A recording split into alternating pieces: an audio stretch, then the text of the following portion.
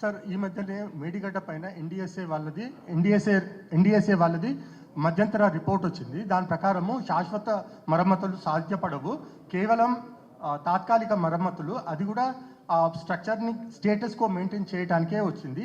ఈ మరమ్మతులు అయినప్పటికీ కూడా unexpected behaviour of the project due to the highly distress condition cannot be ruled out అని అన్నారు సార్.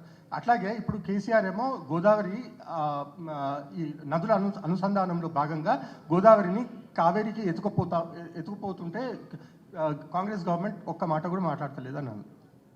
ముఖ్యమంత్రిగా 10 సంవత్సరాలు పనిచేసిన చంద్రశేఖరరావు గారు అధికారం కోల్పోవడం, వారి యొక్క ఆరోగ్యం దెబ్బతినడం, కూతురు జైలుకు వెళ్ళడం వల్ల ఒక మానసిక ఒత్తిడికి గురవుతున్నారు. వారు మానసిక ఒత్తిడిలో రకరకాలుగా వారు మాట్లాడుతున్నారు.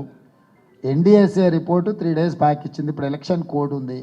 మేము కంప్లీట్గా దాన్ని సమీక్షించలేము, సాంకేతిక నిపుణులతో చర్చించలేదు.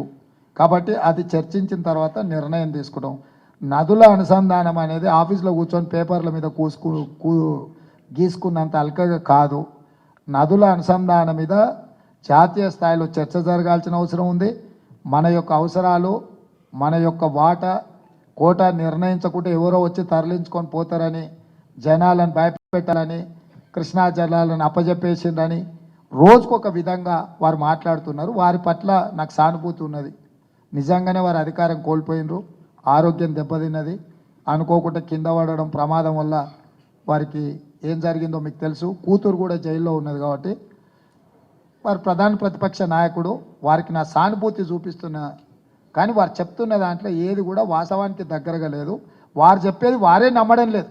నన్ను ఏదో ఒకటి అనాలి కాబట్టి అదే పనిగా ఆ పనిలో ఉన్నాడు. కాబట్టి రాహుల్, మీరు ఎవరు ఆందోళన చెందాల్సిన అవసరం లేదు. Yes, we are there to protect our interest. Sir, నేను Vamshi, Deccan Chronicle bureau chief sir. Sir, as a chief minister belonging to a national party, how do you justify your comments like South versus North divide and Gujarat versus Telangana and all? Because you are not a regional party leader. Yes. నేను ఎప్పుడైనా మనం ప్రాతినిధ్యం వహించేటప్పుడు, మనం చెప్పేటప్పుడు మన ఊరు, మన ప్రాంతము, మన హక్కులు ఇర్రేషనల్గా ఎవరైనా బిహేవ్ చేసినప్పుడు రేషనలైజ్ చేయాల్సిన బాధ్యత జాతీయ పార్టీగా మా మీదనే ఉంది.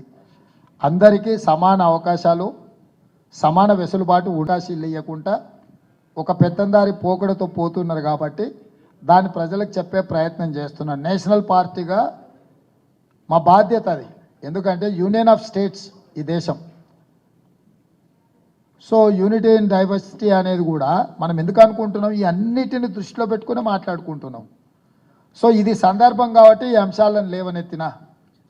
ఇప్పటికైనా నరేంద్ర మోడీ గారు ఈ సమస్యను తీవ్ర రూపం దాల్చక ముందే వారు సవరించుకుంటే మంచిది.